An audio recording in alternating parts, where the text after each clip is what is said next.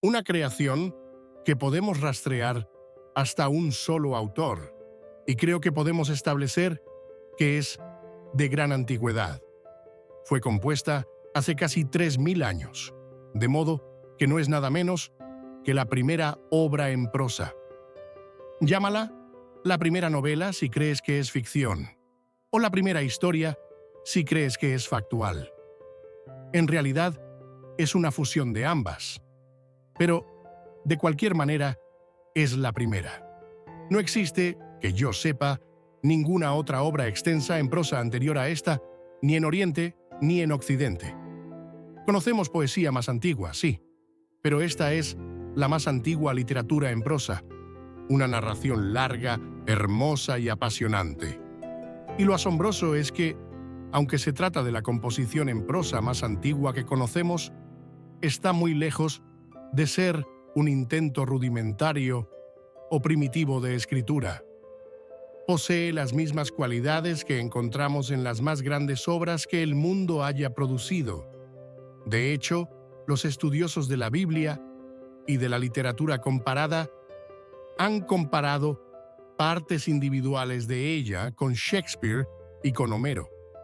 Y esos estudiosos tenían razón, aunque apenas se hallaban en el umbral de la obra completa. Una composición cuya unidad y brillantes conexiones quedaron ocultas por el proceso editorial y canónico que dio origen a la Biblia. Este libro oculto fue originalmente una historia unificada, pero los editores de la Biblia la cortaron en fragmentos y luego otras narraciones, leyes y poemas fueron insertados dentro y alrededor de ella. Así, las piezas divididas de esta saga están hoy dispersas a lo largo de 9 libros de la Biblia, desde el Génesis hasta los 2 primeros capítulos de Reyes. Lo que yo he hecho es separar el texto original de todos esos otros escritos que lo rodean. Imagina que un descubrimiento semejante se hubiera hecho por medio de la arqueología, en lugar de en el escenario menos romántico de la erudición bíblica. Imagina que tienes la buena fortuna de estar en la oficina del arqueólogo. Él se acerca al archivador y te dice: «Ah, ¿querías verlo? ¿No querrías leerlo de inmediato?». Eso es lo que este libro pretende ser: la oportunidad de leer una obra que nadie ha leído durante casi 3 milenios. Si hubiéramos descubierto una obra de esta calidad y extensión por medios arqueológicos, estaríamos impresionados y entusiasmados. Pero ha ocurrido algo aún más impresionante. Esta obra maestra ha estado ante nuestros ojos todo el tiempo, entretejida en la trama del libro más conocido del mundo durante miles de años. Y no era simplemente una parte de la Biblia, era el corazón de la Biblia, su obra central. Los demás textos bíblicos fueron añadidos a ella y ensamblados a su alrededor. Algunas personas elogian la Biblia por su arte literario. Otras se interesan en ella por su valor histórico. Algunas creen que es completamente histórica, mientras otras examinan críticamente cada uno de sus relatos. Y todavía otras la abordan desde la teología, buscando comprender su concepción de Dios y la relación entre Dios y los seres humanos. La obra de este primer escritor en prosa muestra grandeza en cada uno de esos ámbitos. Por su arte y su contenido, se encuentra entre las grandes obras literarias de todos los tiempos. En cuanto a la historia, constituye el primer intento conocido de escritura histórica, y resulta impresionante tratándose de un esfuerzo tan temprano. Y desde el punto de vista teológico, su concepción de la relación entre Dios y la humanidad influyó en el curso de prácticamente todas las ideas posteriores sobre Dios en la religión occidental. Aquí tenemos una historia que comienza en el día en que Dios hizo la tierra y los cielos y termina con las promesas divinas cumplidas y con los seres humanos asumiendo la responsabilidad por la tierra que su Creador les ha prometido.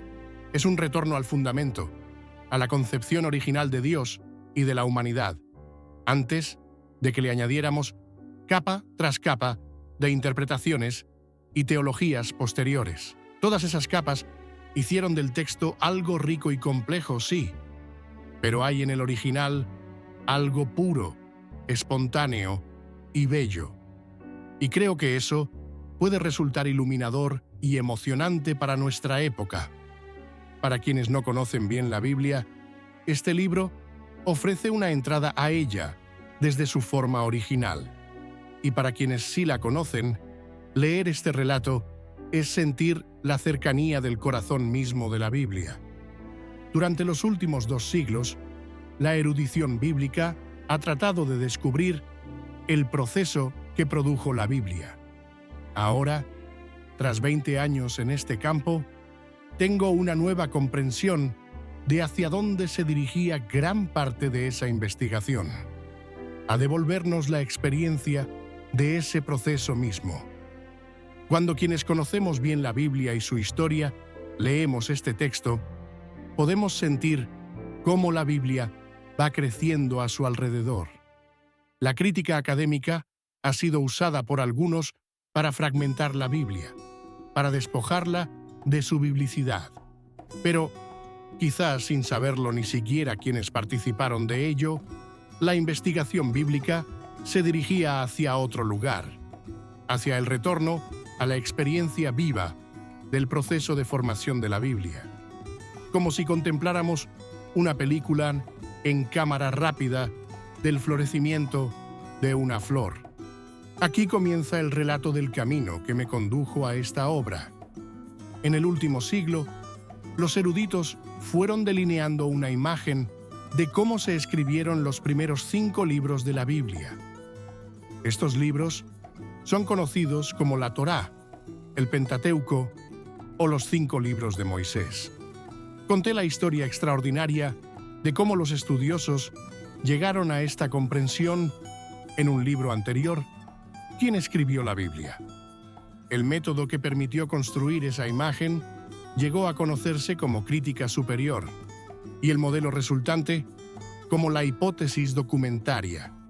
Su idea fundamental es que la Torá no fue escrita por una sola persona, Moisés, sino que es el producto de varias obras fuente que fueron combinadas por editores para formar los 5 libros mosaicos. Las 4 fuentes principales son conocidas clásicamente por los símbolos J, E, D y P. Las obras denominadas J y E se consideran las más antiguas, escritas entre los siglos X y VIII antes de nuestra era. D vendría después, a fines del siglo VII, y P ha sido considerada la más tardía, del siglo VI o V. Todavía hay abundantes desacuerdos respecto de ciertos elementos del modelo, y también existen variaciones como las hipótesis suplementarias. Yo también he discrepado con una parte de ese modelo, en particular con la idea de que P sea la obra más reciente. Pero, salvo por ese punto, el esquema general ha sido ampliamente aceptado, excepto en las comunidades judías ortodoxas y en los sectores cristianos fundamentalistas, donde se mantiene la creencia de que fue Moisés quien escribió el texto. El modelo documental se enseña en la mayoría de las universidades y seminarios y aparece en la mayor parte de las introducciones a la Biblia. Sacerdotes, ministros y rabinos están familiarizados con él, y varios libros lo han dado a conocer también al público general. Creo que la mayoría de las personas que conocen este modelo dirían que su fuente favorita de las 4 principales es J. Ella contiene versiones particularmente humanas de los relatos de la creación, el diluvio, el pacto entre Dios y Abraham, la devastación de Sodoma y Gomorra, el matrimonio de Rebeca e Isaac, las luchas entre los hermanos gemelos Jacob y Esaú, y otros más. Además, incluye relatos que son únicamente de J, sin paralelo en P, E o D. Las historias de Adán y Eva, Caín y Abel, la Torre de Babel, los 3 visitantes de Abraham, el episodio de Dina y Siquem, Judá y Tamar, y más. Los relatos de Jota figuran, de manera desproporcionada, entre los cuentos bíblicos más amados y recordados por los niños, y son los más apreciados por los críticos literarios y los estudiosos de la Biblia por su arte narrativo. Hasta el momento en que escribo esto, han aparecido 3 libros en los que Jota ha sido traducido al inglés y presentado separadamente de las otras 3 fuentes, acompañados de análisis literarios, históricos y teológicos. Y así continúa con todas las menciones de Jota, convertidas en J a lo largo del texto.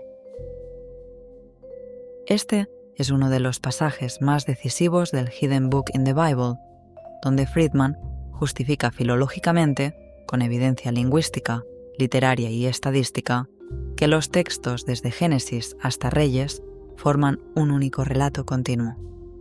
Cuando separamos estos textos del resto de la Biblia y los leemos en orden, encontramos elementos que aparecen regularmente en ellos, pero en ningún otro lugar del relato bíblico.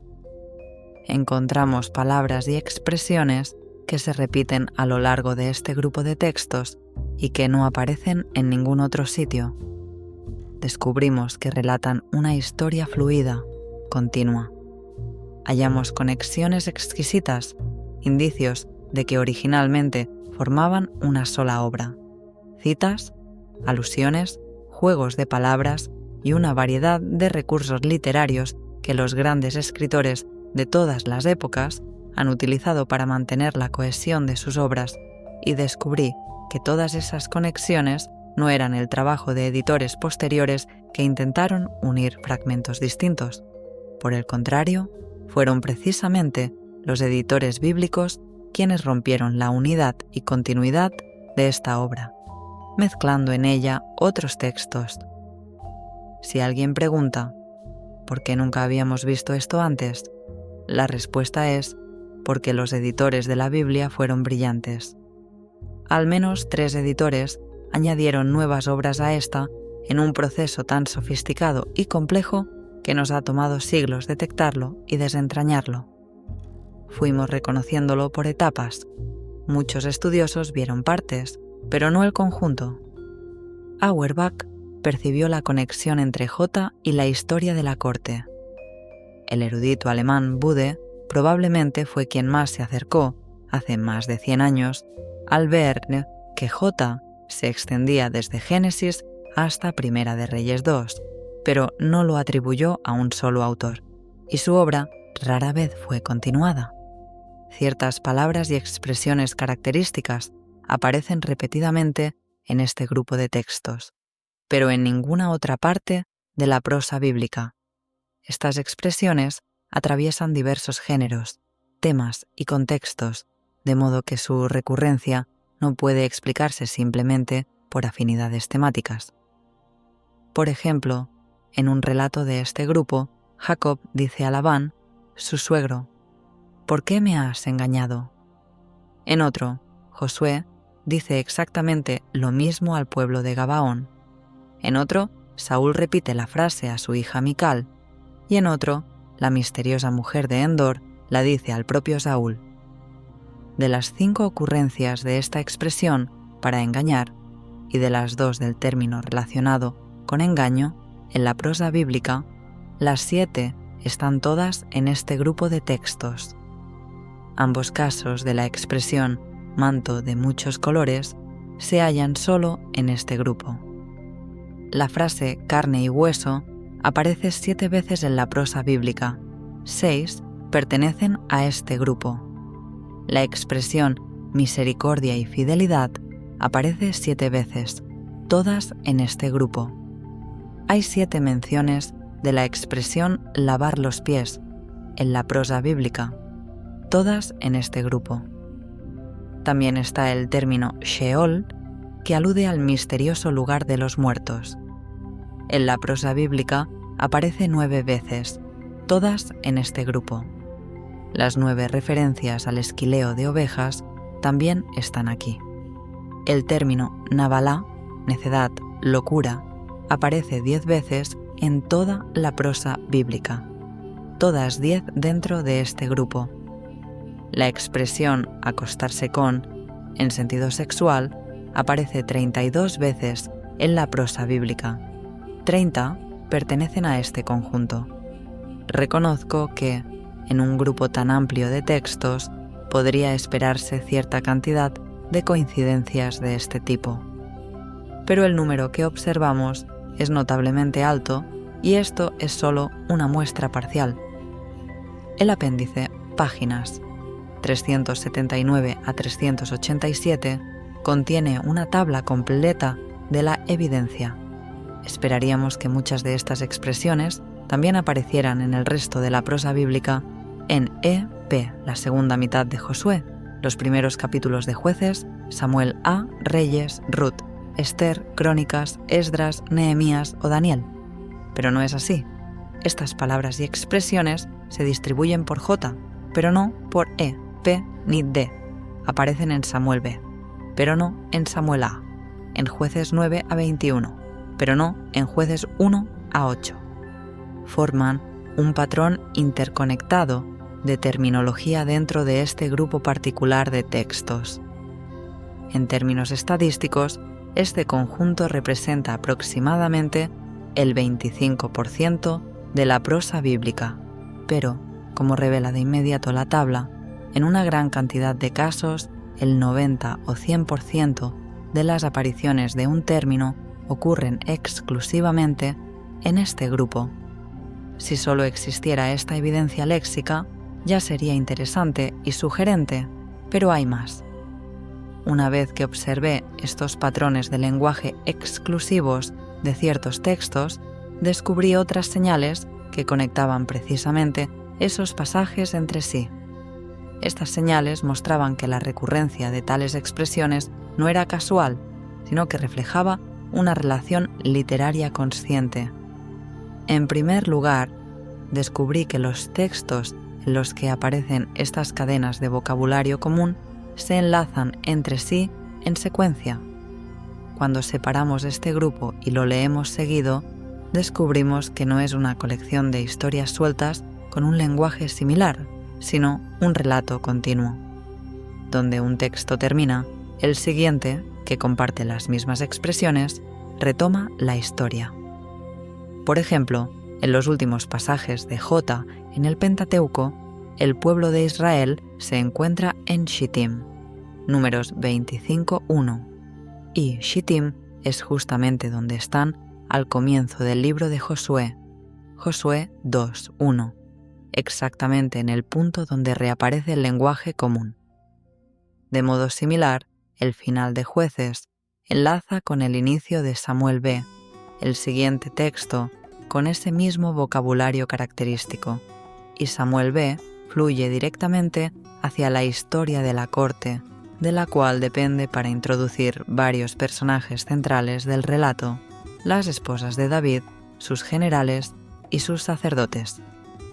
El final de cada sección se conecta así con el comienzo de la siguiente, con una sola excepción, que discutiré más adelante.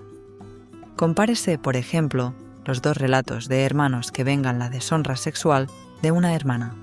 El relato J de Diná y Siquem, Génesis 34, y el relato de la historia de la corte sobre Amnón y Tamar, 2 Samuel 13. En 2 Samuel, Amnón toma a Tamar y la deshonró y se acostó con ella. En Génesis, Siquem toma a Diná y se acostó con ella y la deshonró.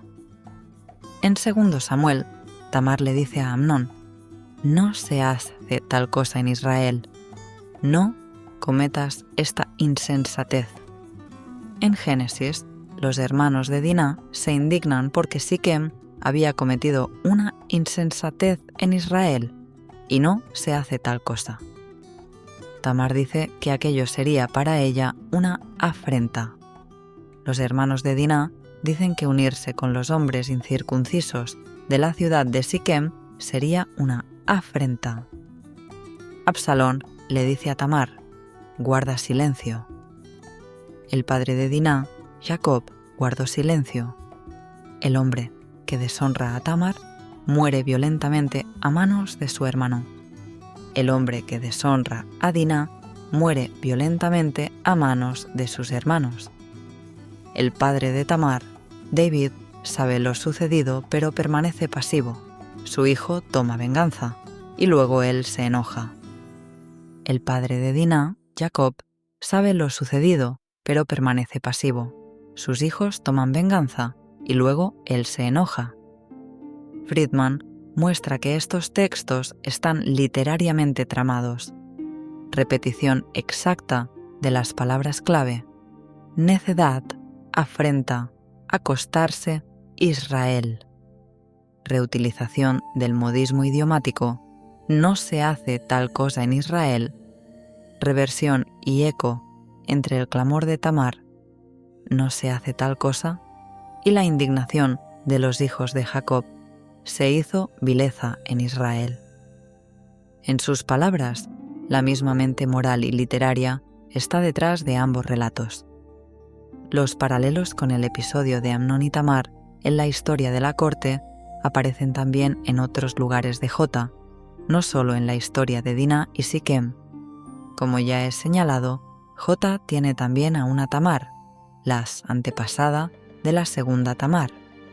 Ambas son historias sobre relaciones sexuales dentro de una familia. En la historia de la corte, la venganza por Tamar se lleva a cabo durante la esquila de ovejas, segundo Samuel 13:24. En Jota, la venganza por su Tamar se lleva a cabo durante la esquila de ovejas, Génesis 30 y 8:12 y siguientes.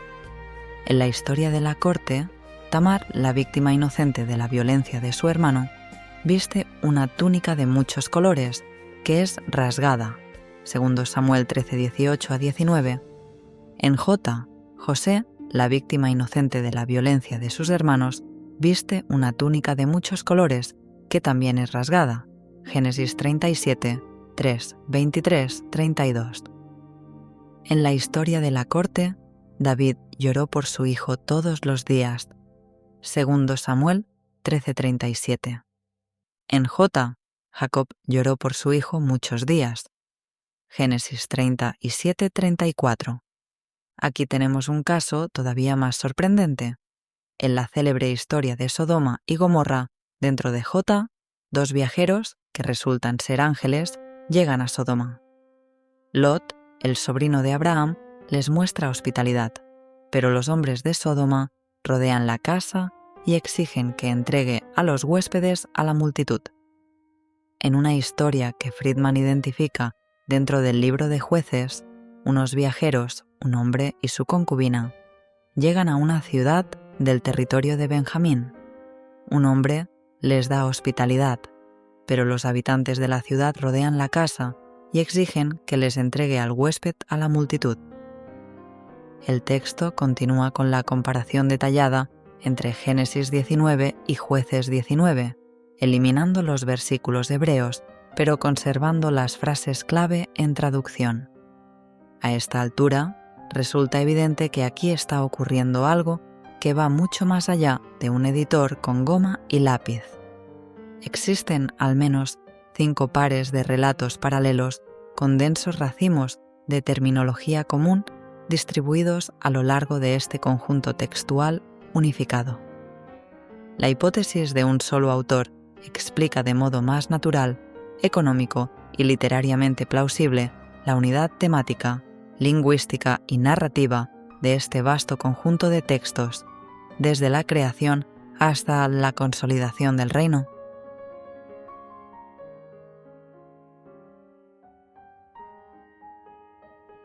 En esta sección, Richard Elliot Friedman demuestra que el conjunto de textos que se extiende desde Génesis hasta Primera de Reyes 2 no es una compilación accidental, sino una obra literaria unificada, creada con plena conciencia artística.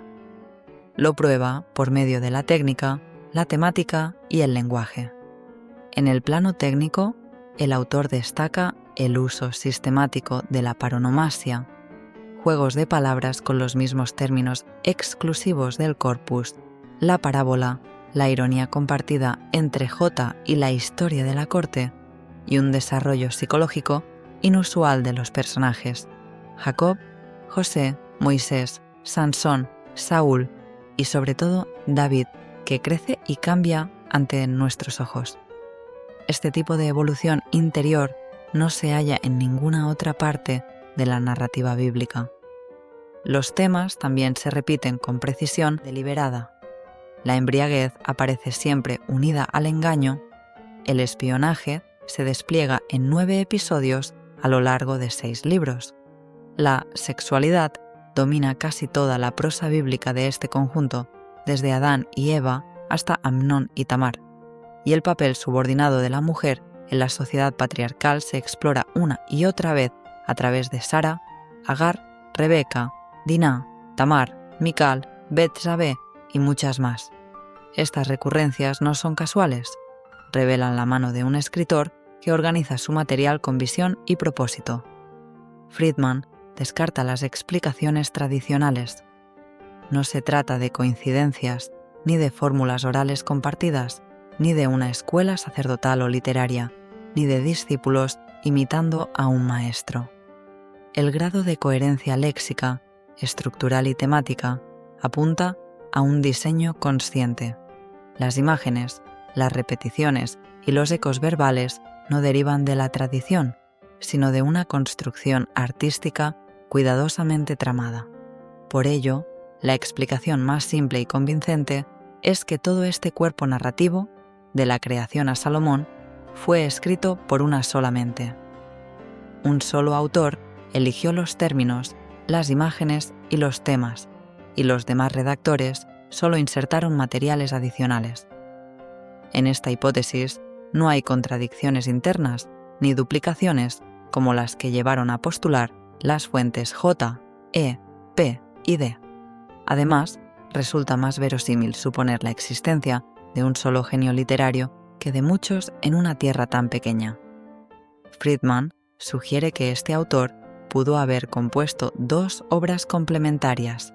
La primera, desde Génesis hasta Josué 13, que culminaba con la paz en la tierra prometida, y la segunda, desde Jueces hasta Primera de Reyes 2, que relataba el nacimiento de la monarquía y terminaba con la paz en el reinado de Salomón. Ambas compartían un mismo arco temático, un ciclo de guerras que concluye en descanso y plenitud. La evidencia filológica refuerza esta visión. En toda la primera obra, el narrador usa exclusivamente el nombre divino del tetragramatón, nunca Elohim. Esa distinción desaparece a partir de Jueces, justo en el punto donde la continuidad narrativa se debilita. Así, Friedman concluye que las 2 partes fueron escritas por un mismo autor en momentos distintos de su vida, unificando la historia de Israel en una sola epopeya que va desde la creación del mundo hasta la consolidación del reino. Ya sea que esto haya sido originalmente una sola obra, o bien 2 que muy tempranamente se unieron para formar una, el hecho es que, en cualquiera de los 2 casos, tenemos ante nosotros el producto de un autor, una extensa obra en prosa, coherente y unificada. Puede objetarse que la similitud de las imágenes narrativas repetidas, ya señaladas antes, en realidad contradice la idea de un solo autor. Después de todo, ¿por qué un escritor capaz de construir historias tan refinadas, con tal control de la técnica, sería tan aparentemente poco imaginativo como para reutilizar las mismas imágenes una y otra vez? Sin embargo, esta objeción no se aplica aquí, porque ya sabemos que este autor hace precisamente eso dentro del propio texto J. Por ejemplo, el relato del encuentro de Jacob con su esposa Raquel en un pozo guarda una clara semejanza con el relato del encuentro de Moisés con Séfora, también en un pozo, y ambos relatos pertenecen a J. Del mismo modo, los elementos de la historia en la que Abraham dice al faraón que Sara es su hermana reaparecen más adelante en J, en la historia donde Isaac le dice lo mismo a Abimelech sobre Rebeca. Estos casos no son dobletes, es decir, dos versiones del mismo relato con los mismos personajes, cuyas duplicaciones de hechos sugerirían autores distintos, sino reutilizaciones de elementos narrativos, puntos comunes, reubicados en contextos distintos y con personajes diferentes. Por lo tanto, esta colección completa de textos no es más ni menos probable que sea de un solo autor que J mismo. Sabemos que los autores hacen exactamente eso, y ciertamente no es una falta de imaginación. Milan Kundera, por ejemplo, dijo que después de escribir La insoportable levedad del ser, notó innumerables apariciones de la palabra levedad en sus obras anteriores. Concluyó: solo cuando releí mis libros traducidos vi, con consternación, todas esas recurrencias. Entonces me consoló pensar que quizá todos los novelistas no hacen sino escribir una especie de tema, la primera novela, y sus variaciones. Recuerdo, dice Friedman, que en mis años de estudiante, tras leer 5 novelas de Hermann Hesse, Demian, Siddhartha, El lobo estepario, Narciso y Goldmundo y el juego de los abalorios, me di cuenta de que todas trataban sobre dos hombres, amigos, cuyas vidas se separan en un punto. Uno elige el camino mundano y el otro el espiritual. Se reencuentran después, comparten algún tipo de amor explícito o simbólico y uno muere. En los términos de Kundera, Hesse, consciente o no, escribía variaciones sobre un mismo tema, lo cual no tiene menos valor en literatura que en música. Sea cual sea nuestro juicio estético sobre estas variaciones literarias, el hecho permanece. Los autores hacen esto, y la presencia de tales recurrencias no es argumento contra la autoría única de este corpus. Mi propósito no es solo establecer que esta es la obra de un gran autor, sino que se trata de la obra del primer gran autor. La hipótesis documentaria ha sido un modelo dominante en los estudios bíblicos desde el siglo XIX. Su paradigma básico se ha establecido de manera tan firme y generalizada que gran parte del trabajo de la actual generación de estudiosos ha consistido en buscar algún ámbito en el que todavía puedan hacerse aportes novedosos. Algunos investigadores se han concentrado en la artesanía del producto final, el llamado texto tal como es, minimizando la importancia de las fuentes y de los autores que las compusieron. Aquellos que continúan especializándose en estudios centrados en el autor y en la historia literaria, es decir, quienes aún trabajan sobre las fuentes, también han debido buscar su propio campo de acción. La última contribución que cambió el modelo dominante suele atribuirse a Martin Knott, quien estableció en la década de 1940 que los libros de Deuteronomio a Reyes fueron compuestos como una obra continua única, la historia deuteronomista. Los 4 libros que la preceden, Génesis a Números, conocidos también como el Tetrateuco, constituían, según Knott, una obra separada que fue unida posteriormente por un editor.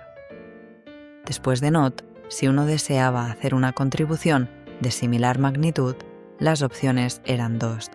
Argumentar que el corpus sacerdotal, p, fue compuesto en época temprana, antes del exilio babilónico, 587 a.C., como sostuvo Yehezkel Kaufman en oposición a Julius Wellhausen, una diferencia que aún divide a los estudiosos judíos y cristianos.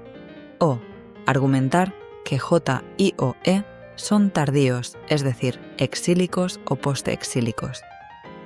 En tiempos recientes, algunos investigadores han defendido la composición tardía de J, y pienso que una de las razones de la atención que tales propuestas han recibido es que representan una modificación sustancial del modelo estándar y no solo una reorganización interna.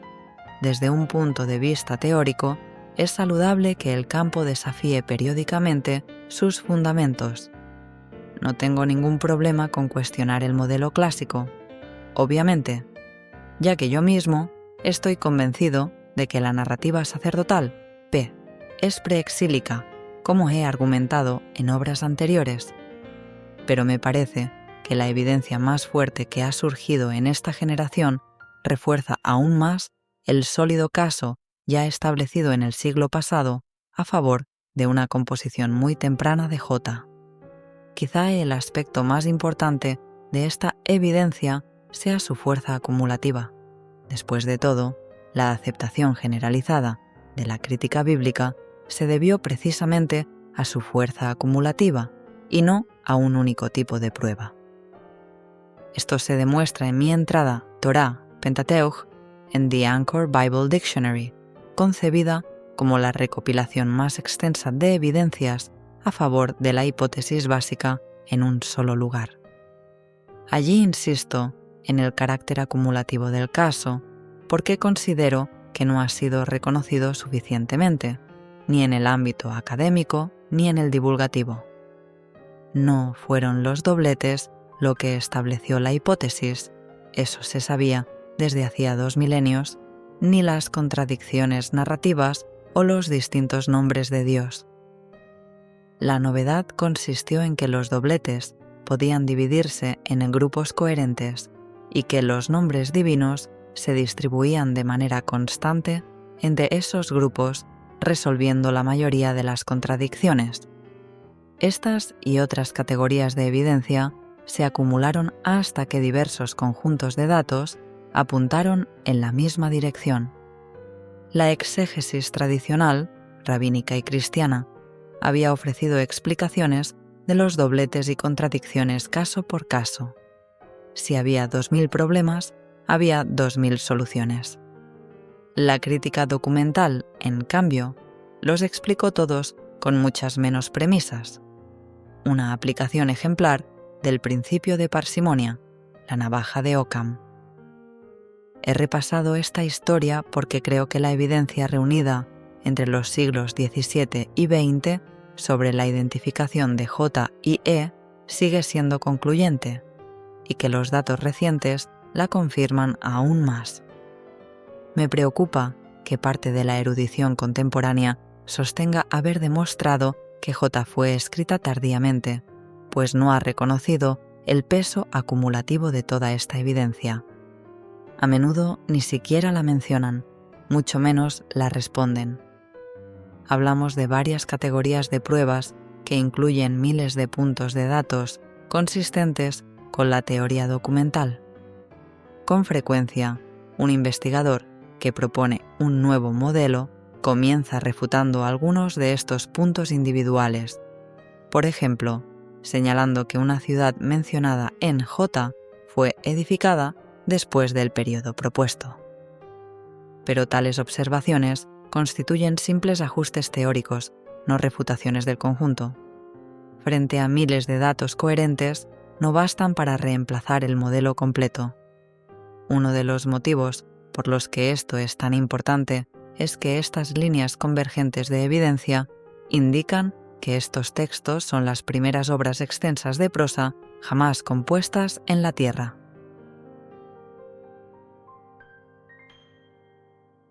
Existen tanto J como E, dos textos originalmente completos, no una fuente J con añadidos menores. Los críticos concuerdan en la identificación de los materiales sacerdotales, P, y deuteronomistas, D. Pero las mayores dudas recaen sobre la existencia de E. No es un asunto menor. Si las fuentes J y E se conservan como aquí se identifica, los modelos que postulan un J tardío son incorrectos. Evidencias de ambas fuentes. Dobletes, historias de la esposa hermana. Génesis 12 y 20. Nombramiento de Beer-seba. Génesis 21 y 26. Venta de José. Génesis 37 a 39. Etimología de Gershom. Éxodo 2 y 18. Zarza ardiente. Éxodo 3. Teofanía del Sinaí. Éxodo 19 a 20. Contradicciones internas. José vendido por madianitas o ismaelitas. Génesis 37 a 39. el suegro de Moisés, Reuel o Jetro, Éxodo 2 a 4, 18. Monte, Sinaí o Horeb. Terminología consistente. En J, el narrador nunca usa Elohim, reserva del tetragramatón para la narración. En E, el nombre divino se revela a Moisés. Éxodo 3. La consistencia de este patrón en más de 2000 casos es una prueba seria. Rasgos internos. El tabernáculo aparece 3 veces en E, nunca en J. Flujo narrativo. Cada relato doble puede leerse como narración coherente dentro de su fuente. Los textos, desde Josué hasta Primera de Reyes 2, se vinculan claramente con J, no con E, ni con ningún otro corpus. Esto confirma que J y E son cuerpos de texto distintos y coherentes. Origen y contexto. Una vez identificadas las fuentes, sus referentes históricos ubican a J en Judá y a E en el Reino del Norte. Por tanto, ambas fueron escritas mientras los dos reinos existían, antes de la caída de Israel en 722 a.C. Elementos de J que indican origen judaíta. Abraham reside en Hebrón, capital de Judá. Siquem, capital del norte, es denigrada. Los relatos de nacimiento incluyen solo a Rubén, Simeón, Leví y Judá, y la preeminencia pasa al cuarto hijo, Judá. Judá salva a José y garantiza la seguridad de Benjamín. El relato de Judá y Tamar culmina con el nacimiento de Peretz, antepasado davídico. Los espías solo visitan Judá. El único fiel es Caleb. Vínculos con Edom, frontera sur de Judá. Iconografía coherente con el Templo de Jerusalén, arca, querubines, prohibición de ídolos fundidos. Elementos de E que indican origen israelita. Jacob lucha en Peniel, ciudad edificada por Jeroboam. José pide ser enterrado en Siquem. Compra pacífica de Siquem frente al relato violento de J. Relatos de nacimiento centrados en las tribus del norte. José recibe la primogenitura. Rubén, no Judá, salva a José. Vocabulario político reflejando tensiones del norte. Misim, trabajos forzados. El héroe principal es Josué, de Efraín. Evidencia lingüística. Robert Paulsen, Gary Rendsburg, Sioni Zevit y Avi Hurwitz demostraron que el hebreo bíblico tardío es una fase lingüística identificable y post-exílica. El hebreo bíblico clásico o estándar es preexílico. Las fuentes J, E y la historia de la corte pertenecen al estadio más antiguo del hebreo bíblico. P es posterior, pero aún preexílico. Por tanto, es filológicamente imposible que J sea exílica o postexílica. Implicaciones literarias. Reconocimiento de las primeras obras de prosa conocidas en la historia humana. Lingüísticas. Comprensión del desarrollo del hebreo bíblico. Históricas. Origen de la historiografía, que comenzó en Israel, no en Grecia. Editoriales. Comprensión de cómo los grandes redactores, R y el deuteronomista, trabajaron sobre las fuentes. Y finalmente, el reconocimiento de RJ, la figura casi olvidada que combinó J y E con tal maestría que aún hoy engaña a quienes piensan que son una sola obra. Este es, en definitiva, un llamado a reconocer la fuerza acumulada de 150 años de investigación. Primero, reconocer a los autores y sus obras. Luego, sus contextos históricos se revelarán por sí mismos. Apéndice. Evidencia convergente de la unidad de la obra. Como expliqué en la introducción, la fuerza del argumento a favor de la unidad de esta obra desde Génesis 2 hasta Primera de Reyes 2, radica en la convergencia de diversas líneas de evidencia independientes. Las principales líneas convergentes son las siguientes. En primer lugar, la terminología. Existe un conjunto léxico, un banco de terminología, que se alinea de manera única en este grupo particular de textos. Incluye tanto palabras individuales como expresiones, y su frecuencia y consistencia excluyen la coincidencia como explicación posible. Además, atraviesa demasiados géneros y temas como para explicarlo por mera convergencia temática. A continuación, se presenta una muestra representativa de los casos. He señalado el uso semejante del término acto insensato en los relatos de Tamar y Dina, y el juego de palabras sobre esta raíz en la historia de Abigail y Nabal en la historia de la corte es bien conocido.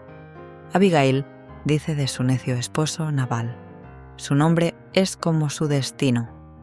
En toda la prosa bíblica hay 10 apariciones de este término, y las 10 se encuentran en este grupo de textos. También señalé que el engaño es un tema recurrente tanto en Jota como en la historia de la corte, y que además se articula de forma explícita en el lenguaje de los textos. Jacob dice a Labán: ¿por qué me has engañado? Lo mismo dicen Josué a los gabaonitas, Saúl a Mical y la mujer de Endor a Saúl. De las 7 apariciones de esa raíz y sus formas relacionadas en la prosa bíblica, todas se hallan en este grupo. De las 7 veces que aparece la expresión lavarse los pies en la prosa bíblica, todas pertenecen a este grupo.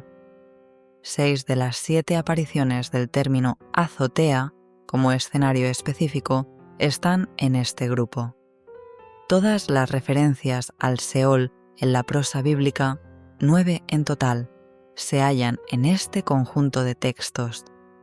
Las 9 apariciones del término para esquila o esquilar están en este grupo.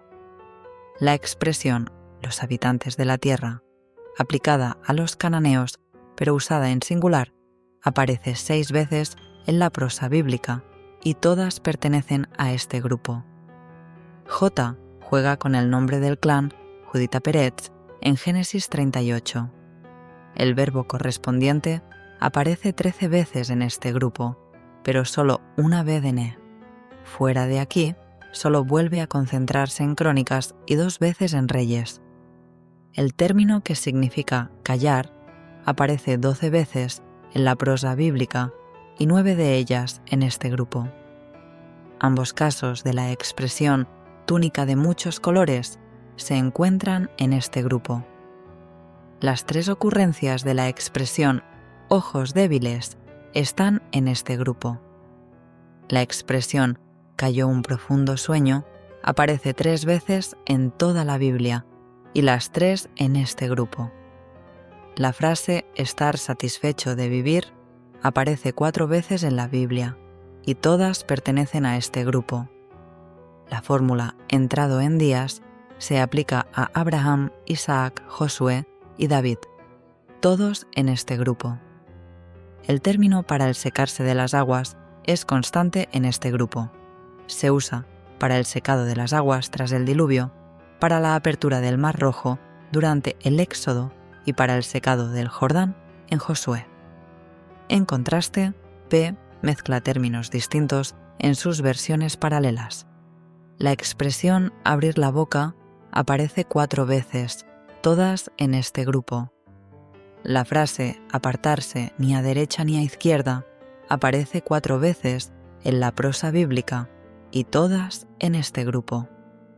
El término para forraje o alimento de animales aparece 5 veces, todas en este grupo. La expresión carne y hueso aparece 7 veces en la prosa bíblica, 6 en este grupo. El término sin valor aparece 14 veces, 11 de ellas en este grupo. La raíz que significa traer noticias aparece 12 veces en la prosa bíblica, 11 de ellas en este grupo. La raíz odiar aparece 17 veces en la prosa bíblica, 13 en este grupo. El verbo yacerse con, en sentido sexual, aparece 32 veces en la prosa bíblica, 30 de ellas en este grupo. La expresión bondad y verdad tiene 7 apariciones en la prosa bíblica, todas en este grupo. La palabra espías aparece 12 veces en toda la Biblia hebrea, todas en este grupo.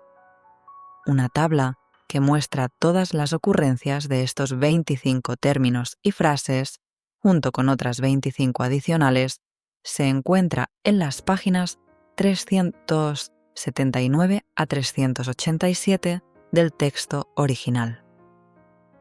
Segunda continuidad narrativa. Existen elementos visibles de continuidad narrativa a lo largo de todo este corpus, que enlazan los mismos textos en los que aparecen las palabras y expresiones características. En los últimos pasajes de J, dentro del Pentateuco, Israel se encuentra en Shittim, y es precisamente allí donde se ubica Josué en el momento en que comienzan las afinidades léxicas al inicio de su libro, cuando envía espías a Jericó. El comienzo de Samuel B, es decir, Primera de Samuel, enlaza directamente con la conclusión de Jueces. Geográficamente, Jueces 21 termina con la toma de mujeres de Silo y Samuel B comienza justamente en Silo, en el primer capítulo. Aún más revelador es el hilo lingüístico que conecta a ambos. Jueces 11:40 dice que las hijas de Israel salían cada año a conmemorar a la hija de Jefté, y Jueces 21:19 narra que los benjaminitas sin esposas raptaron mujeres que salían durante la fiesta anual del tetragrama en Silo. Luego, Samuel B abre diciendo que Elcaná subía a ofrecer sacrificios cada año en Silo, y estas son las únicas apariciones de esa expresión en toda la narrativa bíblica. Samuel B, a su vez, fluye de manera orgánica hacia la historia de la corte, que depende de él en varios puntos esenciales, incluyendo muchos de los personajes centrales. En Samuel B se introducen las esposas de David y sus generales, la familia de Seruyá. Se presenta la relación entre Jabes de Galaad y Saúl, y se sigue la línea sacerdotal de la casa de Elí en Silo, cuya ruina es anunciada en Samuel B y se cumple en la historia de la corte cuando Abiatar es destituido. Otros elementos de continuidad atraviesan toda la colección. Josué 13:13 menciona que Gesur y Maacá habitaron entre Israel hasta el día de hoy. El territorio de Gesur se nombra 2 veces, al comienzo y al final de la lista de Josué 13, como un enclave que permaneció dentro de Israel. Más adelante, Samuel B relata que David atacó a los gesureos. Luego, la historia de la corte nos dice que David tomó por esposa a una princesa gesurita, Maacá, y que su hijo Absalón, fruto de esa unión, huyó a la corte de su abuelo, el rey de Gesur, después del episodio de Amnón y Tamar. El tema del arca también constituye un hilo narrativo continuo. La iconografía y la teología del arca reflejan el contexto histórico de cada fuente. En J, donde el arca se halla en Judá, se la menciona en Números 10, 33, 35 y 14:44, pero nunca en E, mientras que el tabernáculo, que según la tradición estaba en Silo, en el norte, pero nunca en Judá, se menciona en E y jamás en J. La importancia del arca en J continúa luego en Josué, en los capítulos 3, 4, 6, 7 y 8, en uno de los capítulos identificados de Jueces, 20-27, en varios pasajes de Samuel B, Primera de Samuel 3 al 7, pero solo una vez en Samuel A, y en múltiples momentos de la historia de la corte, Segunda de Samuel 6, 12, 11-11, 15-24, 25-29 y Primera de Reyes 2:26. La conexión se subraya además por la repetición de una imagen verbal. Cuando el arca rodea a Jericó, el pueblo gritó un gran grito, y cuando el arca es llevada a una desastrosa batalla contra los filisteos en Samuel B, el pueblo gritó un gran grito. En J, Abraham invoca por primera vez el nombre del tetragrama en un sitio que tenía Betel al occidente y Ai al oriente, donde además construye un altar. El texto vuelve a mencionar que Abraham regresa allí y vuelve a invocar el nombre divino, sin explicar la importancia del lugar entre ambas ciudades ni volver a mencionarlo después. Pero en el libro de Josué, en el pasaje que comparte la misma terminología característica, el lugar de la emboscada contra Ai, por medio de la cual la divinidad entrega la ciudad a Israel, es entre Betel y Ai, al occidente de Ai.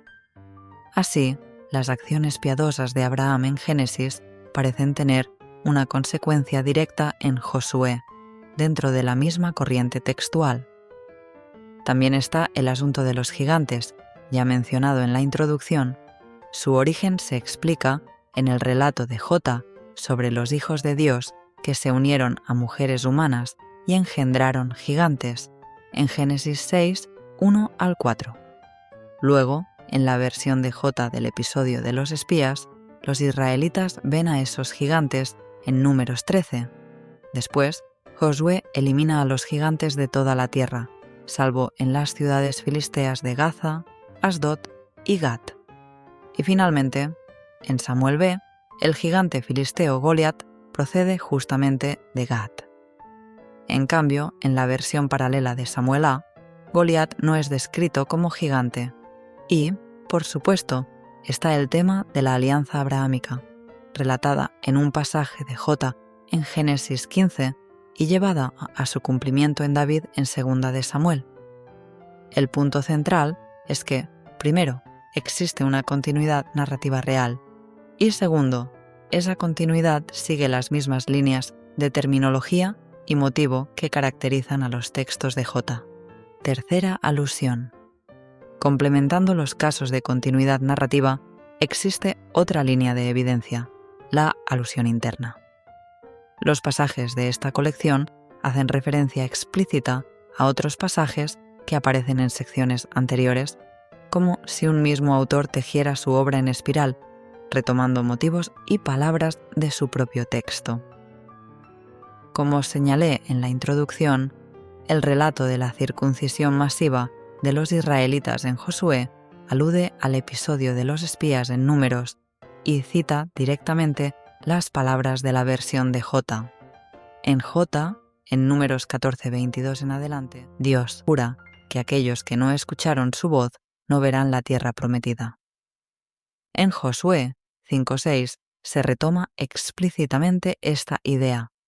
El pueblo que no escuchó la voz del tetragrama, al cual Dios juró que no los dejaría ver la tierra que él había jurado a sus padres. La alusión es directa, palabra por palabra, una cita deliberada de la antigua sentencia. También mencioné que hay una alusión al Hamor de Siquem, personaje de J, en la historia de Abimelech en Jueces 9:28 y otra a Abimelech en la historia de Urías dentro de la historia de la corte en 2 de Samuel 11:21. Hay otros ejemplos notables. Las referencias al paso del Mar Rojo en Josué aluden explícitamente tanto a la versión de J como al Cántico del Mar, el cual está inserto en su corpus y constituye su fuente poética. Como mostró Baruch Halpern, Josué utiliza las mismas imágenes y verbos que ese canto antiguo. Por ejemplo, Rahab dice: «El corazón de todos los habitantes del país se disuelve ante ustedes». El Cántico del Mar dice: «Todos los habitantes de Canaán se derriten». Es la misma expresión exacta. Otras alusiones refuerzan este tejido. Josué 3:14 recuerda a Éxodo 15:8 y 16. Josué 3:17 a Éxodo 14:21. Josué 4:23 y 5:1 a Éxodo 15:16. Es una red de ecos internos, como si las aguas del mar se abrieran también entre los libros. En Jueces 11:15 al 22, Jefté menciona explícitamente que Moisés envió mensajeros a Edom y a Moab, en Números 20:14 al 21 y 21:12 al 26.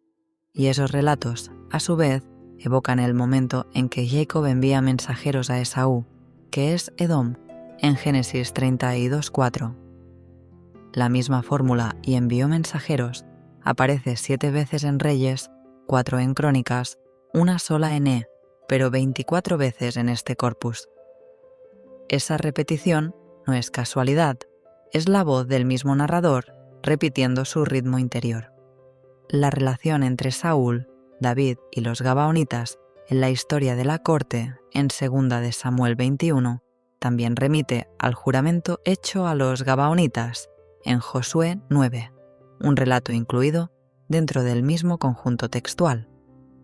Y la historia del pacto de Israel con los Gabaonitas en Josué parece depender del mandamiento del Decálogo de Jota, donde se prohíbe hacer alianza con los habitantes de Canaán, en Éxodo 30 y 4:15. El sentido de todos estos signos, la continuidad narrativa y las alusiones mutuas, es claro, se trata de un grupo orgánico de textos conectados entre sí. Los mismos pasajes, que comparten un lenguaje distintivo y exclusivo, cuentan, además, una historia continua y entrelazada. La fusión de estas dos características, un lenguaje común y una continuidad estructural, indica la unidad profunda de este corpus. Cuarta similitud de relatos completos. Otra línea de evidencia es la similitud entre relatos enteros dentro de esta colección. En la introducción mencioné el grupo de pasajes que comparten un mismo lenguaje e imaginería en las historias de Amnón y Tamar y de Dina y Siquem. También vimos las claras semejanzas entre el relato de Lot en Génesis 19 y el de la concubina descuartizada en Jueces 19, y analicé los múltiples paralelismos de tema, lenguaje, imágenes y detalles entre las narraciones sucesorias de Jacob y David. A estos ejemplos podemos sumar otros. Por ejemplo, los relatos sobre el uso de suertes para designar personas o destinos en Josué 7, la identificación de Acán, y en 1 de Samuel 10, la elección de Saúl. El relato en Josué comienza diciendo: «Y trajo a Israel por sus tribus». El de Samuel dice: «Y trajo todas las tribus de Israel». Luego Josué continúa: «Y la tribu de Judá fue tomada por suerte», mientras que Samuel dice: «Y la tribu de Benjamín fue tomada por suerte». Y así sucesivamente. Uno podría intentar explicar la coincidencia diciendo que ambos textos describen sorteos y, por tanto, usan un lenguaje semejante. Pero hay muchos modos de narrar un sorteo. Los libros de Jonás y Esther lo hacen también y no emplean esta misma formulación. La similitud aquí es demasiado densa para ser fruto de la casualidad o del tema común. Podría argumentarse que la semejanza proviene del hecho de que ambos relatos pertenecen a la historia deuteronomista, la gran composición que abarca desde Deuteronomio hasta Reyes, y que el redactor de esa obra los hizo parecer similares deliberadamente. Pero esa respuesta deja dos preguntas sin resolver. ¿Por qué habría querido hacerlo? ¿Y por qué ocurre tan marcadamente en estos capítulos y no en el resto de la historia deuteronomista? El hecho es que estos conjuntos de palabras y frases familiares forman un patrón interconectado que se repite a lo largo de los textos que he señalado, pero no en los otros que los rodean. Hay además un grupo menos evidente, aunque igualmente visible, de similitudes de lenguaje e imágenes entre el relato de la primera revelación de Jacob en Betel, en Jota, y el de Samuel en Silo, en 1 de Samuel 3. Ambos giran en torno a la revelación y el sueño. Jacob acaba de dejar a su padre, que es descrito como de vista débil. Sus ojos estaban demasiado apagados para ver. Samuel está con Elí, que también es descrito con la misma expresión. sus ojos comenzaban a oscurecerse y no podía ver. En J, Dios está de pie sobre él. En Samuel se usa un término paralelo para la presencia divina. Dios estaba allí presente. En ambos relatos, el protagonista se acuesta. En Samuel, estaba en su lugar, y en Génesis, Jacob llega al lugar. Samuel comienza con la frase: la palabra de Dios era infrecuente en aquellos días. Y en el relato de Jacob, Dios dice: tu descendencia se multiplicará, donde la revelación también marca un renacer de la palabra divina. Así, existen al menos 5 grupos de paralelismos densos de terminología y estructura que atraviesan este cuerpo textual conectado desde J, Josué, Jueces, Primera de Samuel y Segunda de Samuel.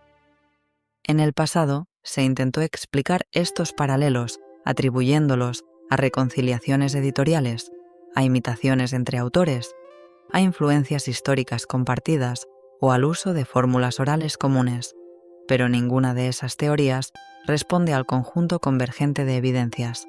Estas coincidencias se concentran en un mismo cuerpo textual que comparte un léxico distintivo, que se cita a sí mismo y cuyas narraciones dependen unas de otras. Además, como quise demostrar en la introducción, existe entre estos textos una relación literaria intencional. No se trata solo de un gran número de palabras paralelas entre pares de historias. El contenido mismo de los relatos forma una estructura visible.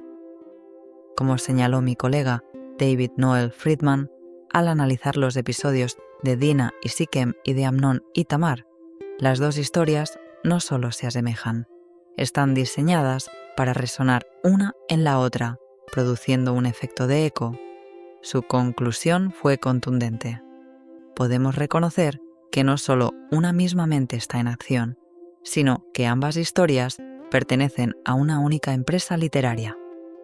Imágenes en prosa repetidas. Otra línea de evidencia surge de la presencia de numerosas escenas en prosa que se repiten. Una imagen descrita en un relato reaparece en otro punto de la colección, acompañada por la misma palabra o expresión que confirma la relación entre ambas escenas. No se trata solo de que el relato de Moisés ante la zarza ardiente en Éxodo 3:5 y el de Josué ante el mensajero divino en Jericó en Josué 5:15 compartan la frase: «Quita el calzado de tus pies, porque el lugar en el que estás es tierra santa». Por sí sola, esta coincidencia no probaría nada. Podríamos imaginar a dos autores reutilizando una línea famosa o uno imitando al otro. Pero hay tantas imágenes repetidas, marcadas con un vocabulario idéntico, y todas dentro de este mismo grupo textual, que juntas constituyen evidencia de un diseño consciente. Así, por ejemplo, la historia de Siquem en J, en Génesis 30 y 4:24 en adelante, y la de Gilgal en Josué 5:8 describen ambas a hombres sentados y curándose tras la circuncisión. En ambas, la falta de circuncisión se denomina vergüenza. Tanto Sansón en Jueces 13:5 y 16:17 como Samuel en Primera de Samuel 1:11 reciben la instrucción: navaja no pasará sobre su cabeza. En la historia de los 3 visitantes a Abraham, en Génesis 18:5, y en la de la concubina de Belén, en Jueces 19:5, ambos relatos emplean la expresión idéntica: reconfortar el corazón con un poco de pan. Esa frase no aparece en ningún otro lugar de la Biblia. En la historia de José, en J, sus hermanos le dicen que el gobernante de Egipto, José mismo, les advirtió: «No veréis mi rostro a menos que traigáis a vuestro hermano Benjamín». En la historia de la corte, David dice lo mismo al general Abner: «No verás mi rostro a menos que traigas a mi esposa Mical». Y Mical, por cierto, es de la tribu de Benjamín. Tanto Abraham, en Génesis 24:8 y 41, como los espías de Josué, en Josué 2:17, 19 y 20, ofrecen condiciones para quedar libres del juramento, y ambos usan la misma expresión: serás libre del juramento. Tanto Rahab en Josué 2:15 como Mical en 1 de Samuel 19:12 salvan a hombres descolgándolos por la ventana con la misma formulación. Tanto Rahab en Josué 2:21 como la partera de Tamar en Génesis 38:28 atan un cordón rojo y usan expresiones paralelas casi idénticas. En el relato del engaño de los gabaonitas, en Josué 9:5, aparecen dos términos muy raros, traducidos como manchado y listado, los mismos que en la historia de Jacob y Labán, en Génesis 30:32 al 39, cuando Jacob toma los rebaños manchados y listados. No vuelven a aparecer juntos en toda la Biblia. Y pocos versículos después, Josué pregunta a los gabaonitas: ¿por qué nos engañaron? La misma frase que Jacob dirige a Labán. Repetidamente encontramos el motivo de dos esposas, una estéril al principio, pero que luego concibe: Sara y Agar, Raquel y Lea, Ana y Peniná. En varios casos, un hombre es enterrado en la tumba de su padre, Jerubbaal y Sansón, en Jueces 8:32 y 16:31, Asael, Agitofel, Saúl y Jonatán en 2 de Samuel 2:32, 17:23 y 21:14. La frase «fue enterrado en la tumba de su padre» no aparece en ningún otro texto bíblico. Otra imagen paralela. Moisés ante el Mar Rojo dice: «Estad quietos y ved la salvación del tetragrama que él hará hoy». Samuel ante el pueblo dice: «Estad quietos y ved esta gran cosa que Dios está haciendo». Y en ambos casos, el pueblo teme al Dios, a su profeta. Estas repeticiones no son simples coincidencias lingüísticas, son ecos visuales, escenas deliberadamente reproducidas con el mismo vocabulario para construir una arquitectura literaria. El mejor ejemplo de ello está en la doble escena del cambio de nombre de una ciudad. Y llamó el nombre de aquel lugar Betel, aunque antes el nombre de la ciudad era Luz. Y más tarde, y llamaron el nombre de la ciudad Dan, aunque antes el nombre de la ciudad era Lais. La redacción es idéntica, y no es una coincidencia. Betel y Dan son precisamente los límites sur y norte del reino de Israel, donde Jeroboam erigió sus 2 becerros de oro. No podemos atribuir esta conexión a un redactor deuteronomista posterior, porque la versión de del cambio de nombre de Luz a Betel ya existía antes de su compilación y usa otra formulación. Lo que tenemos aquí son imágenes paralelas, términos paralelos y una intención estructural diseñada para entrelazarlas como polos simbólicos del mismo relato. 6. Similitud de técnica. Otra evidencia refuerza la percepción de un proceso consciente y literario en la relación de estos textos, la técnica narrativa. El arte del juego de palabras o paronomasia está presente en casi todos los relatos de este corpus. J está lleno de juegos lingüísticos de todo tipo. Juegos aliterativos, como en el oráculo, a Rebeca en Génesis 25, 23 al 24. Juegos temáticos, como el uso del verbo formar 3 veces en la creación, en Génesis 2:7 al 19, seguido por la mención de la inclinación del corazón del hombre, en Génesis 6:5. Juegos nominales, como el del río Gijón, que fluye del Edén, y luego la serpiente que debe arrastrarse sobre su vientre, en un juego fonético de resonancia. Juegos de alusión, como el uso recurrente de la raíz que da origen al nombre Roboam, 6 veces en este corpus y en ningún otro lugar de Estos recursos abundan también fuera del Pentateuco. En Jueces, cuando Abimelech está en Siquem, se dice que carga algo sobre su hombro, haciendo eco del nombre del lugar. En 1 de Samuel hay juegos con el nombre de Saúl en la historia de su nacimiento. En la historia de la corte, David viene en paz tras la rebelión de Absalón, cuyo nombre significa Padre de la Paz, un juego evidente. Y en el mismo capítulo aparece otro juego fonético, y vino Joab, reflejando el sonido y la cercanía semántica. J ama las ironías. Jacob engaña a su padre con la ropa y la piel de un cabrito, y luego sus hijos lo engañan del mismo modo con la ropa de José y la sangre de un cabrito. Labán le cambia a la novia mayor antes que la menor, tal como Jacob había usurpado el derecho del primogénito. En la historia de la corte, David ve a Betsabé desde el techo, y más tarde su hijo Absalón toma a sus concubinas en un techo, y otro vigía anuncia la muerte de Absalón desde ese mismo lugar. Las ironías son cíclicas, deliberadas y simbólicas. Incluso las repeticiones técnicas son autorreflexivas. Las mismas raíces hebreas se reutilizan en juegos de sonido y sentido. Por ejemplo, la raíz que significa debilitar o nublar describe los ojos de Isaac, de Jacob y de Eli. En este último caso, en 1 Samuel 13, la palabra se usa también para no refrenar a sus hijos, un doble sentido que une ceguera física y moral.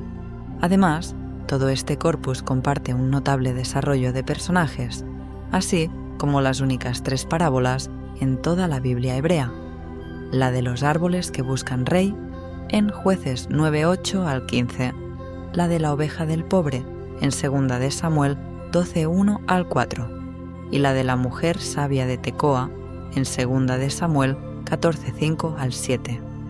En conjunto, estas técnicas, juegos de palabras, ironía, desarrollo de personajes y parábolas, convergen con las demás líneas de evidencia, confirmando que estamos ante una única empresa literaria, planificada con arte y propósito. Siedem. Tema. La evidencia temática también converge. Ya hemos visto que tanto J como la historia de la corte desarrollan con fuerza el tema de la sucesión: quién hereda, quién suplanta, quién cae. También elaboran, con un arte minucioso, los temas del engaño y de la retribución correspondiente, sobre todo dentro del ámbito familiar. Ambas obras exploran las relaciones de familia, especialmente las hostiles, entre padres e hijos, madres e hijos, padres e hijas, hermanos y hermanas, hermanos entre sí, primos, tíos y sobrinos, esposos y esposas. No es evidente que tales asuntos deban ocupar el centro de la narrativa bíblica. De hecho, en la mayoría de los otros textos narrativos no aparecen. Por ejemplo, los demás relatos del Pentateuco no desarrollan las relaciones de la familia inmediata de Moisés. Solo J cuenta una historia que involucra a su madre y su hermana. Y, por cierto, solo J tiene un episodio donde su esposa actúa.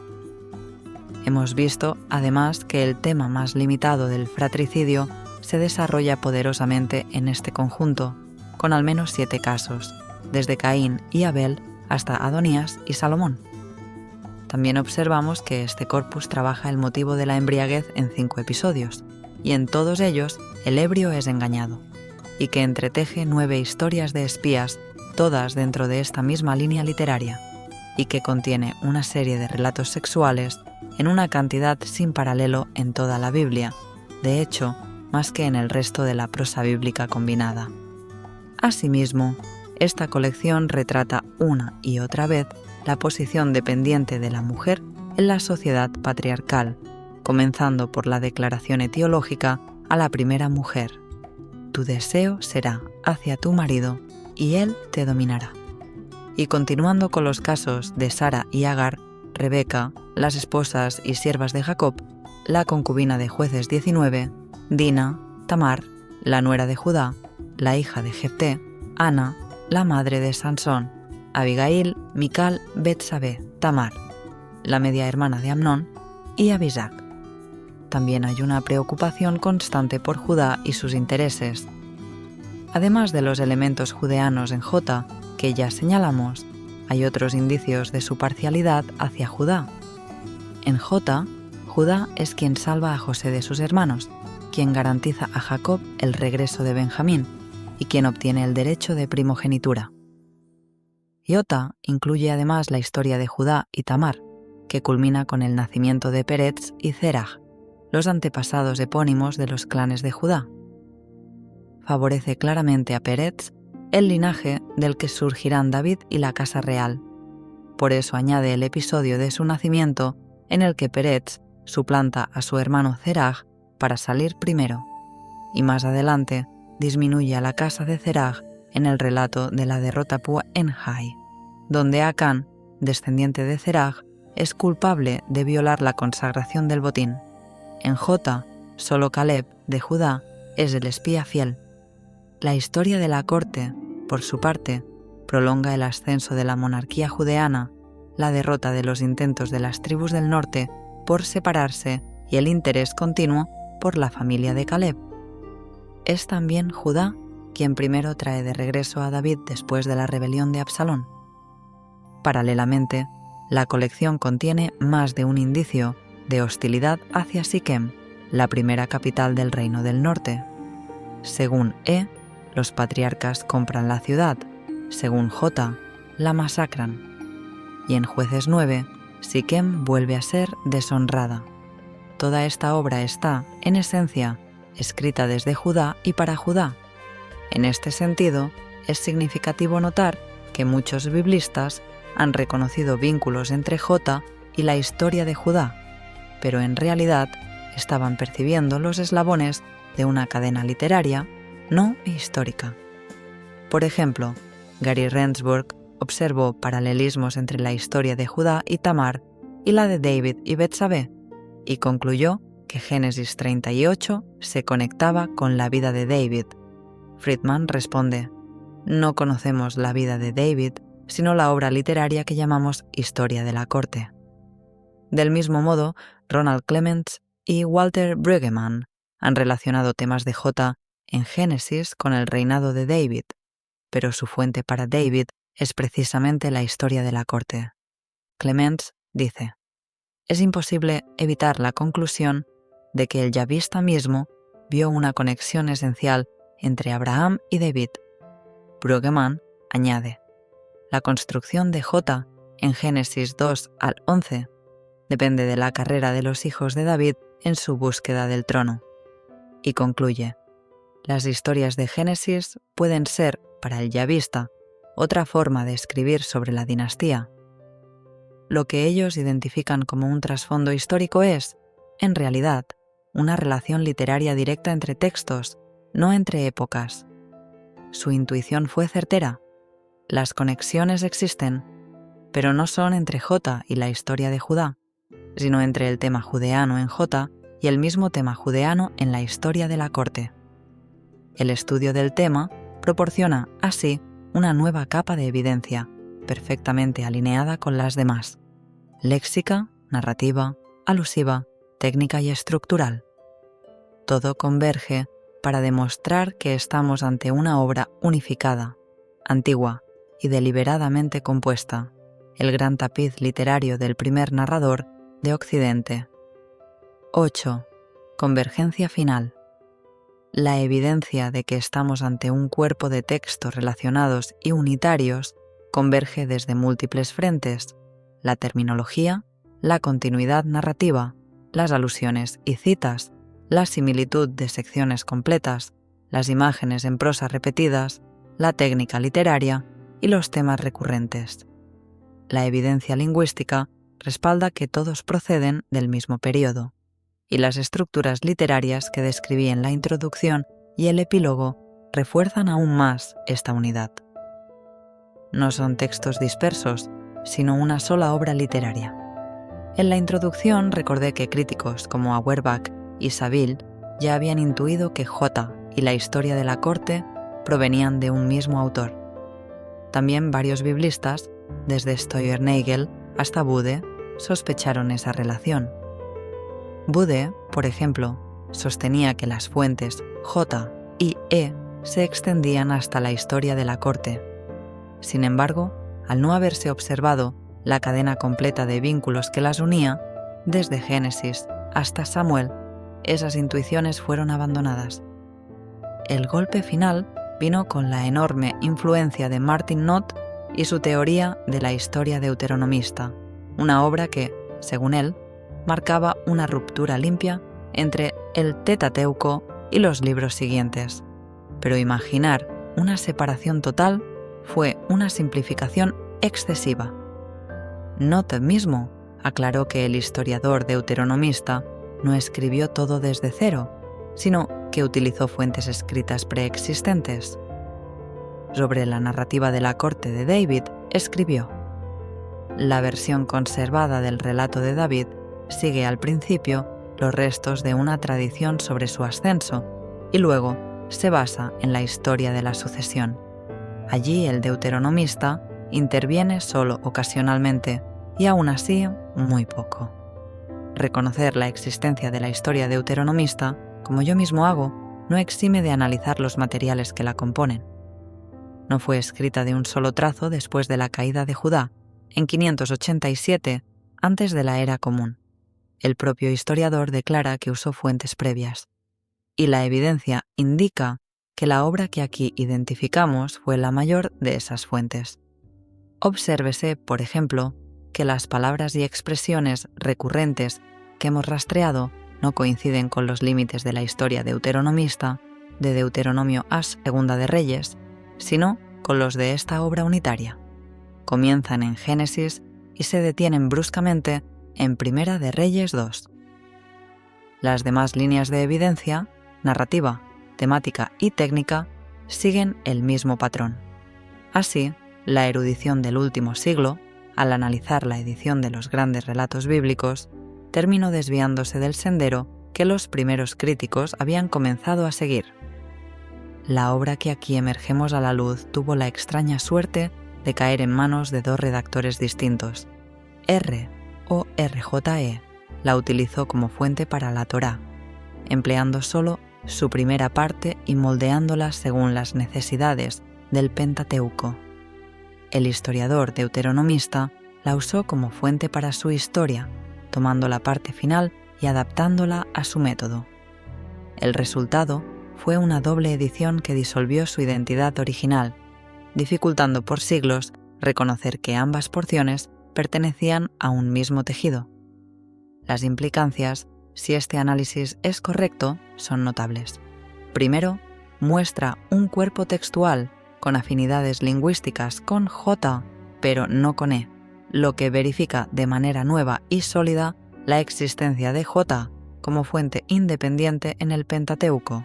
Segundo, reafirma la distinción entre J y E como dos obras separadas.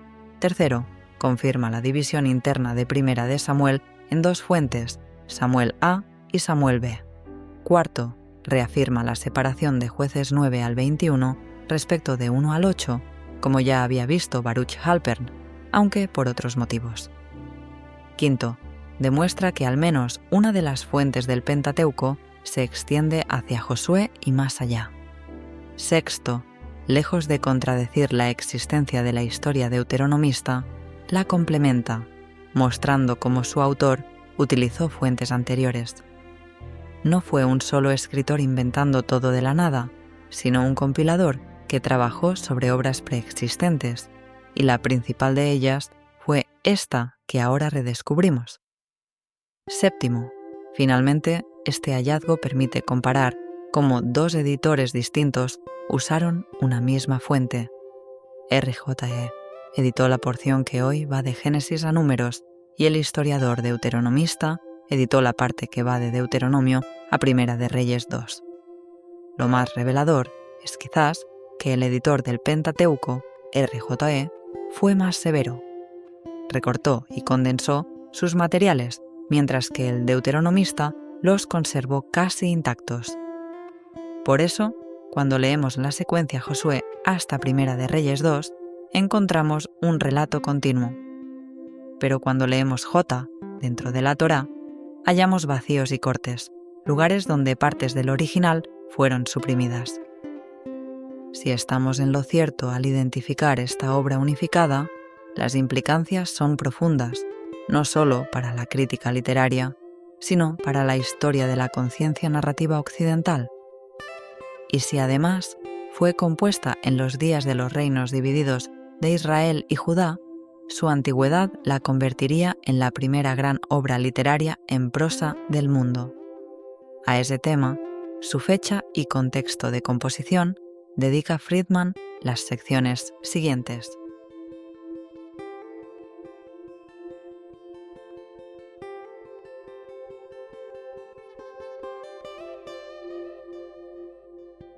Les recordamos que la escuela Beit Ein Sof pone a su disposición un archivo en formato PDF, donde encontrarán notas complementarias, apéndices y aclaraciones que profundizan en lo que estudiamos juntos el día de hoy. Será hasta mañana.